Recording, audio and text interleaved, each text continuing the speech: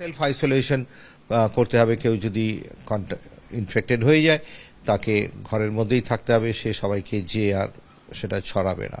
Even though it is at the moment it is rather a benign virus, much benign than influenza virus এখন আমরা যেটা পাচ্ছি, or mycoplasma infection যেগুলো আমরা পাচ্ছি তার থেকে অনেক বিনাইন।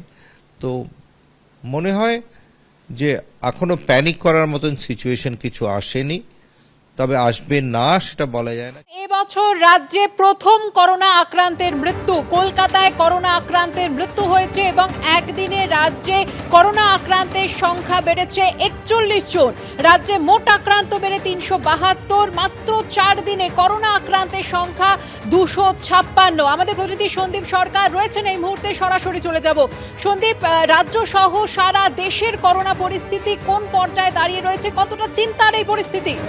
দেখো, আলিপুরের একটি বেসরকারি হাসপাতালে ভর্তি ছিলেন ওই মহিলা, 43 বছর তার বয়স।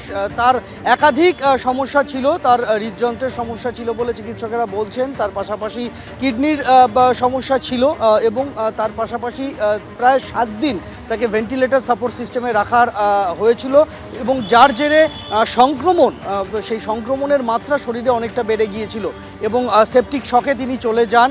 গতকাল তার মৃত্যু হয়েছে, সেরকমটাই কিন্তু কেন্দ্রীয় হাসপাতাল সূত্রে আমরা জানতে পারছি। এবং কেন্দ্রীয় স্বাস্থ্য মন্ত্রকের যে কোভিড বুলেটিন রয়েছে, সেই কোভিড বুলেটিনেও আমাদের রাজ্যে প্রথম কোভিড মৃত্যুর বিষয়টি উল্লেখ করা হয়েছে। এই নিয়ে এইবার এই চলতি মরশুমে প্রথম কোভিড মৃত্যু ঘটল রাজ্যে তো বটেই, কলকাতা শহরেও প্রথম কোভিড আক্রান্তের মৃত্যুর ঘটনা। এবং গত কয়েকদিন ধরে আমরা রাজ্যের কোভিড গ্রাফের দিকে যদি তাকাই তাহলে কিন্তু প্রত্যেক দিনই কোভিড আক্রান্তের সংখ্যা বেড়েছে, উত্তরোত্তর বেড়েছে। গতকালের যে পরিসংখ্যান যেটা আজ প্রকাশিত হয়েছে তাতে দেখা যাচ্ছে যে 41 জন নতুন করে কোভিড আক্রান্ত হয়েছেন। তার আগের দিন 44 জন কোভিড আক্রান্ত হয়েছিলেন আমাদের রাজ্যে, তার আগের দিন 82 জন কোভিড আক্রান্ত হয়েছিলেন নতুন করে, তার আগের দিন 89 জন কোভিড আক্রান্ত হয়েছিলেন। এইভাবে গত 6 থেকে 7 দিনের মধ্যেই কিন্তু এই যে 372 সংখ্যাটা তুমি উল্লেখ করলে যে এই মুহূর্তে রাজ্যে কোভিড আক্রান্তের সংখ্যা 372, এই 372-এর মধ্যে 360 জনই আক্রান্ত হয়েছেন গত 7 দিনে, অর্থাৎ গত এক সপ্তাহে আক্রান্ত হয়েছেন 360 জন। তার আগে সংখ্যাটা ছিল মাত্র 12। ফলে একটা আচমকা যে কোভিড আক্রান্তের সংখ্যা বাড়তে শুরু করেছে সেটা চিকিৎসকেরা বলছেন।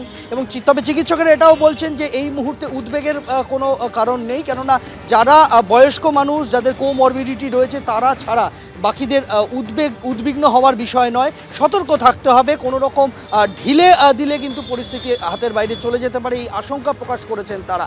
তবে এখনও পর্যন্ত আমাদের রাজ্য স্বাস্থ্য দপ্তরের তরফে কোভিড সংক্রান্ত কোনো গাইডলাইন প্রকাশ করা হয়নি। শুধুমাত্র একটি নির্দেশ দেওয়া হয়েছে বিভিন্ন ল্যাবগুলিকে যেখানে কোভিডের টেস্ট হয়, তাদেরকে নির্দেশ দেওয়া হয়েছে যে কোভিডের নমুনা, কোভিড পজিটিভ নমুনা, সেগুলিকে ক্যালকাটা স্কুল অফ ট্রপিক্যাল মেডিসিনে পাঠানোর জন্য, যেখান থেকে সেগুলি পাঠানো হবে জিনোম সিকোয়েন্সিং করাতে।